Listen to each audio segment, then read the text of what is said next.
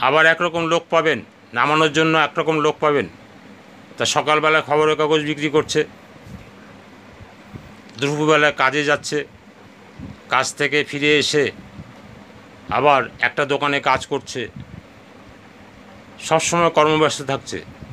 সকালবেলায় খবরের কাগজ বিক্রি করলো, তাতে কিছু পয়সা পেলো, আবার একটা কাজে গেল, সেখান থেকে কিছু মাইনা পেলো, আবার সেখান থেকে কাজ থেকে ফিরে এসে আবার একটা দোকানে হিসাব টিসাব লেখালেখি করলো, সেখান থেকে কিছু পয়সা পেলো।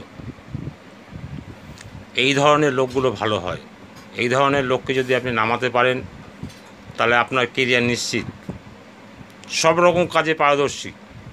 আবার দেখবেন কেউ ডাব বিক্রি করছে সিজনে, কেউ কমলালেবু বিক্রি করছে সিজনে, কেউ এমনি লেবু বিক্রি করছে, যখন যা পায় তাই করে, কোনো অহংকার নেই, কোনো লজ্জা নেই।